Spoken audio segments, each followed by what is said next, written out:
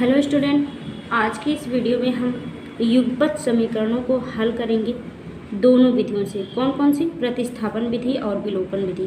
प्रतिस्थापन विधि और विलोपन विधि दोनों आज आप बहुत अच्छी तरह से सीखेंगे। अगर आपको इन दोनों विधियों के बारे में थोड़ा भी कन्फ्यूजन है या फिर नहीं आता है आपको, तो पूरी वीडियो ध्यान से देखिए, जिससे आपको सारी चीज़ें अच्छे से समझ में आ जाएंगी। तो चलिए स्टार्ट करते हैं। यहाँ पर देखिए, हमारे पास दो समीकरण होते हैं, दो रैखिक समीकरण होते हैं जिनमें दो अज्ञात चर होते हैं। जैसे यहाँ पर देखिए, एक चर क्या है, यक्स है और वाई है। दो अज्ञात चर होते हैं, तो ऐसे ही मतलब कि दो अज्ञात चर वाला जो रैखिक समीकरण होता है उन्हें ही हम युगपत समीकरण कहते हैं। तो ये हमारे पास दो युगपत समीकरण होते हैं। इनको हमें हल करना होता है, यक्स और वाई का मान निकालना होता है इन दोनों समीकरणों से। लेकिन अगर पेपर में परीक्षा में पूछ ले कि आपको पर्टिकुलर किसी एक विधि से निकालना है, ऐसे तो आप निकाल सकते हैं किसी भी विधि से, जैसे ही आपको आता है। लेकिन अगर आपको इन दोनों विधियों में कन्फ्यूजन है कि कौन सी विधि कौन है, तो अगर पेपर में कोई एक विधि पूछ लेगा तो आपको उसी विधि से आपको निकालना पड़ेगा। इसलिए दोनों विधियों को अच्छी तरह से आपको जानना चाहिए। तो देखिए, दो समीकरण इस तरह से हमारे पास रैखिक समीकरण दिए होते हैं जिसमें दो अज्ञात चर होते हैं। तो ऐसे चर को हमने बताया कि युगपत समीकरण कहते हैं। तो देखिए, जब प्रतिस्थापन विधि से आपको हल करना पड़ेगा, प्रतिस्थापन इसका नाम से ही मतलब निकल रहा है कि प्रतिस्थापित, मतलब कि एक की प्रति निकालकर दूसरे में स्थापित कर दीजिए, तो नाम ही है प्रतिस्थापन। तो यहाँ पर हम क्या करते हैं, एक समीकरण, जैसे यहाँ पर हमें देखिए दो समीकरण दिया है, इसको हम मानते हैं समीकरण एक और इसको हम मान लेते हैं समीकरण दो। अब हमने नाम दे दिया, तो यहाँ पर हम समीकरण एक से यक्स का मान या फिर वाई का मान जो हमें सरल लगेगा देखने में उसको निकालेंगे, और जो यक्स और वाई का मान इस पहले वाले से निकलेगा उसको हम दूसरे में रख देंगे और हल कर लेंगे। या फिर आप ऐसा भी कर सकते हैं, दूसरे वाले समीकरण से यक्स या वाई का मान निकाल कर पहले वाले में रख सकते हैं। आप कोई भी किसी में से भी कर सकते हैं, मतलब कि एक में से आपको एक मान निकालना है, दूसरे में स्थापित कर देना है, इसी को प्रतिस्थापन कहते हैं। तो देखिए, यहाँ पर करेंगे क्या, पहला जो हमारा समीकरण है यहाँ से आप क्या करेंगे, यक्स का मान निकाल लेंगे। तो यहाँ से यक्स का मान आप कैसे निकालेंगे, देखिए यहाँ पर लिखेंगे समीकरण एक से, कहाँ से आप निकाल रहे हैं उसको भी आप लिख दीजिए। समीकरण एक से यक्स बराबर क्या हो जाएगा, यहाँ पर देखिए यक्स बराबर ये 2y क्या है, प्लस का 2y है और यहाँ पर 7 है, तो बराबर के बाद 7 यहाँ पर है ही, और ये प्लस का 2y जब उधर जाएगा तो यहाँ पर माइनस का 2y बन जाएगा। तो हमें क्या मिल गया, समीकरण एक से हमें मिल गया यक्स बराबर 7 माइनस 2y। अब इसे हम समीकरण 3 नाम दे देंगे। समीकरण 3 क्या है, यक्स बराबर 7 माइनस 2y। अब देखिए, पहले समीकरण से हमने यक्स का मान निकाल लिया, यक्स बराबर क्या आया, 7 माइनस 2y। अब इसी 7 माइनस 2y को हम दूसरे वाले समीकरण में रखेंगे जहाँ पर यक्स है, क्योंकि यक्स के पूरे यक्स के बराबर इतना आया है, तो जहाँ पर यक्स है वहाँ हम इतना रख सकते हैं। तो अब आप क्या करेंगे, इसी तरह से आप लिखेंगे समीकरण एक से प्राप्त यक्स का मान समीकरण दो में रखने पर, समीकरण एक से जो प्राप्त यक्स का मान है वो समीकरण दो में रखेंगे। तो इसको आप लिखेंगे समीकरण एक से प्राप्त यक्स का मान समीकरण दो में रखने पर। इसी तरह से आप पेपर में लिखेंगे, दो में रखने पर क्या होगा। देखिए, समीकरण दो में जब आप रखेंगे तो समीकरण दो यहाँ पर लिख लीजिए। पहले समीकरण दो हमारा क्या है, 2x प्लस वाई बराबर 5, 2x प्लस वाई बराबर 5, यही हमारा समीकरण दो है। अब इसमें यक्स का मान आप रख दीजिए समीकरण 3 से। समीकरण 3 क्या है, यक्स बराबर 7 माइनस 2y। तो जहाँ पर यक्स है वहाँ पर हम 7 माइनस 2y रखेंगे। तो चलिए रखते हैं।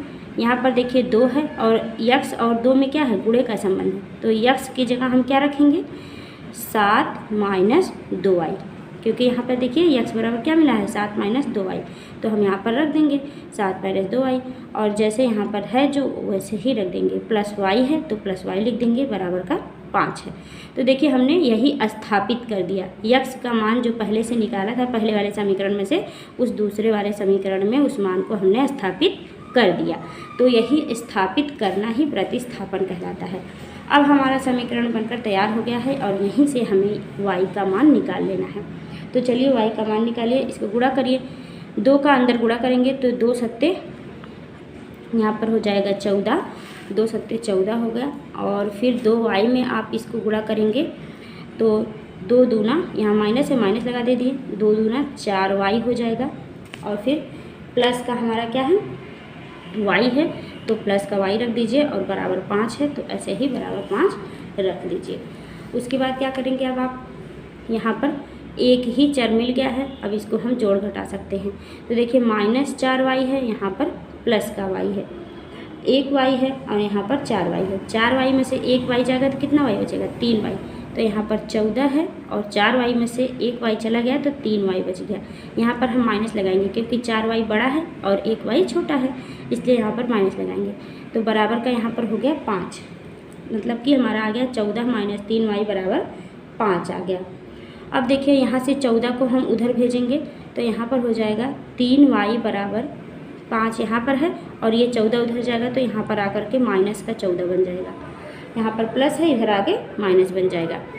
अब यहाँ पर देखिए 3y है -3y और इस -14 में से 5 जाएगा तो माइनस का कितना बचेगा, माइनस का 9 बच जाएगा। 14 में से 5 जाएगा, 9 बच जाएगा। अब यहाँ पर भी माइनस है, यहाँ पर भी माइनस है, दोनों जगह से आप माइनस को कैंसिल कर सकते हैं। जब दोनों जगह से माइनस कैंसिल कर देंगे तो यहाँ पर देखिए 3 गुणा में y है बराबर 9 है, इसको हम इस तरह से लिख सकते हैं 3 गुणे y बराबर 9। अब यहाँ से y बराबर 3 क्या है, गुणा में है, तो इधर आएगा, यहाँ पर आ जाएगा भाग हो जाएगा, तो यहाँ पर आ गया y बराबर 9 बटे 3। अब यहाँ से इसको काट दीजिए, 3 त्रिका 9, 3 बार में ये कट गया, तो y बराबर हमें क्या मिल गया, 3 मिल गया। अब देखिए जब y बराबर हमें 3 मिल गया तो आप यही जो y का मान 3 आया है, आप किसी भी समीकरण में रख करके x का मान निकाल सकते हैं। तो देखिए हमने जो तीसरा वाला समीकरण यहाँ पर निकाला था x बराबर 7 - 2y, इसी समीकरण में हम लोग y का मान रख देते हैं, फिर भी हम x का मान निकाल लेंगे आसानी से। तो चलिए यहाँ पर लिख देते हैं समीकरण 3 में y का मान रखने पर, इसी तरह से आप लिख देंगे। और समीकरण हमारा 3 क्या है, x बराबर 7 - 2y। अब यहाँ पर y बराबर 3 हमें मिला है, इसी y बराबर 3 को यहाँ पर रख दीजिए, तो x बराबर क्या हो जाएगा, 7 - 2 गुणे y क्या है, 3 है, y की जगह 3 रख दीजिए, तो यहाँ पर हो जाएगा x बराबर 7 - 3 दूना 6, तो यहाँ पर हो जाएगा 7 - 3 दूना 6। अब x बराबर क्या हो जाएगा, 7 में से 6 जाएगा, 1 आ जाएगा, तो हमें क्या मिल गया, दोनों मान मिल गया, x बराबर 1 और y बराबर 3। ये हमारा हल हो गया समीकरण का, दोनों मान हमें प्राप्त हो गए, x बराबर और y बराबर हमने दोनों मान निकाल लिया। इसी तरह से आपको प्रतिस्थापन विधि लगा करके हल करना है समीकरण को। आपको अच्छी तरह से समझ में आ गया होगा कि प्रतिस्थापन विधि क्या होती है। यहाँ पर देखिए सबसे पहले आप एक समीकरण से दूसरे समीकरण का मान, एक समीकरण से एक अचर राशि का मान निकाल लेंगे और उस जो मान आया है उसको दूसरे वाले समीकरण में रख देंगे और रखने के बाद हल कर लेंगे। फिर एक राशि का मान आपको ज्ञात हो जाएगा। ज्ञात होने के बाद आप किसी भी समीकरण में उसका मान रखेंगे तो इस तरह से आपको दोनों मान निकल जाएगा। आई होप आपको प्रतिस्थापन विधि समझ में आ गया होगा। अब हम लोग देखते हैं विलोपन विधि। अब देखिए विलोपन विधि क्या होता है। विलोपन विधि इसके नाम से पता चलता है कि विलोप कर देना, मतलब कि किसी एक राशि के मान को विलोप कर देंगे। तो जब विलुप्त कर देंगे तो एक ही राशि बचेगी और उसका मान आप निकाल लेंगे और निकालने के बाद फिर उस समीकरण में आप मान किसी भी समीकरण में रख देंगे। तो चलिए देखिए कैसे लगाते हैं। जैसे हमने यहाँ पर दो समीकरण हमारे पास है, तो पहला हम इसको मान लेते हैं और इसको हम दूसरा समीकरण, इसको समीकरण 1, इसको समीकरण 2, इस तरह से आप मान लीजिए। अब देखिए यहाँ पर आपको देखना है कि इसमें आपको क्या करना है कि कोई एक मान बराबर हो जाए। जैसे x वाला अगर चाहे तो आप बराबर कर लें, या फिर वह चाहे तो y वाला बराबर कर लें। बराबर करने के लिए आपको क्या करना पड़ेगा, जोड़ना, घटाना या गुणा भाग करना पड़ेगा, कुछ ना कुछ इसमें करना पड़ेगा। जैसे देखिए यहाँ पर 2x है, तो आप चाहें तो पहले वाले में 2 से गुणा कर दें, तो यहाँ पर भी 2x हो जाएगा, 2x कट जाएगा, खत्म हो जाएगा x, बचेगा y। आपको बस यही करना है कि चाहे एक x को चाहे y को समाप्त करने के लिए आप जोड़ घटाना गुणा भाग कुछ भी कर सकते हैं। या फिर आप देखिए कि अगर समीकरण में प्लस माइनस दोनों दिया गया है तो अगर आप उनको जोड़ेंगे या घटाएंगे तो क्या हो सकता है कि एक मान यहाँ से कैंसिल हो जाए, एक मान कट जाए दोनों। तो यहाँ पर देखिए हमारे पास एक प्लस में है एक माइनस में है, दोनों y प्लस और माइनस में है। तो y के गुणांक दोनों समीकरणों में क्या है, समान है एवं विपरीत है। यहाँ पर y अकेला है, यहाँ पर भी y अकेला है, समान है और दोनों विपरीत हैं, प्लस और माइनस हैं। इसीलिए दोनों समीकरणों को आप क्या करेंगे, जोड़ देंगे। जब आप जोड़ेंगे तो यहाँ पर प्लस और माइनस कैंसिल हो जाएगा। तो देखिए क्या करेंगे, पहला समीकरण यहाँ पर लिखेंगे x प्लस वाई बराबर 7 और दूसरा है 2x माइनस वाई बराबर 8। इस तरह से है। अब इनको जब आप जोड़ेंगे तो क्या होगा, देखिए जब जोड़ देंगे तो यहाँ से 2x और ये 3x, 2x है, ये 1x है, 2 और 1 3x हो गया। और यहाँ से देखिए y और y दोनों प्लस माइनस दोनों कैंसिल हो गया, बराबर क्या बचा 7 7 14 1 15, ये दोनों भी जुड़ गया। अब आपको क्या मिल गया, 3x बराबर 15। तो यहाँ से 3x बराबर 15 में से आप 3 और x बराबर 15, इसको ऐसे भी लिख सकते हैं 3 गुणे x बराबर 15। यहाँ पर x बराबर आप निकालेंगे तो 3 यहाँ पर गुणे में है, यहाँ पे आएगा भाग हो जाएगा, तो 15/3 हो जाएगा।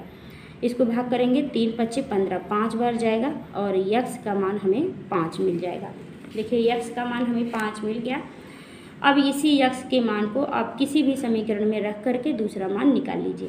तो चलिए आप इसी वाले समीकरण में पहले वाले में हम लोग मान रख देते हैं। तो यहाँ पर लिखेंगे x के मान बराबर 5 को इस तरह से आप लिख दीजिए, समीकरण 1 में रखने पर। समीकरण 1 हमारा क्या है, यहाँ पर देखिए x प्लस वाई बराबर 7, ये हमारा समीकरण 1 है। तो इसी में रख दीजिए x प्लस वाई बराबर 7। तो x का मान क्या मिला है, 5 मिला, तो x की जगह 5 रख दीजिए, प्लस y बराबर 7 हो गया। तो यहाँ से x प्लस वाई बराबर 7 है, तो y बराबर क्या हो जाएगा, 7 माइनस 5, 5 इधर जाएगा तो माइनस में हो जाएगा। तो y बराबर क्या मिल जाएगा, 7 में से 5 जाएगा तो 2 मिल जाएगा। अब देखिए x बराबर 5 मिल गया और y बराबर 2 मिल गया। तो यहाँ पर आप लिख दीजिए, अतः x बराबर 5 और y बराबर 2 समीकरण के हल हैं, समीकरण के हल हैं। इसी तरह से आप विलोपन विधि से समीकरण को हल कर सकते हैं। इसमें देखिए जैसे हमने दोनों समीकरण को यहाँ पर जोड़ दिया, क्यों जोड़ा, क्योंकि हमें दिखाई दे रहा था पूरा साफ साफ कि यहाँ पर भी एक x है, यहाँ पर भी y अकेले है, यहाँ पर भी y अकेले है और दोनों विपरीत चिन्ह है। जब हम जोड़ेंगे तो इन कट जाएंगे, ऐसा भी आप कर सकते हैं। या फिर आप इन दोनों समीकरणों का अवलोकन करेंगे, देखेंगे कि किसमें कितना आप जोड़ें कितना घटाएं कि एक कोई राशि कट करके ख़त्म हो जाए तो एक बचेगी, जिससे आप एक निकाल लेंगे। मतलब कि एक राशि को आपको विलोप कर देना है, विलुप्त कर देना है, ख़त्म कर देना है, वहाँ से कुछ भी करके जोड़ के घटा करके गुणा करके कुछ भी करके इसको विलुप्त कर देना है। तो ये होता है विलोपन विधि और प्रतिस्थापन विधि, दोनों आपको अच्छी तरह से आज समझ में आ गया है। अगर अच्छी तरह से नहीं समझ में आया तो कमेंट करके ज़रूर बताइएगा कि क्या चीज़ आपको नहीं समझ में आया है, और अगर समझ में आ गया है तो वीडियो को लाइक कर दीजिएगा, शेयर कर दीजिएगा, चैनल पर नए हैं तो चैनल को सब्सक्राइब कर लीजिएगा। Thank you.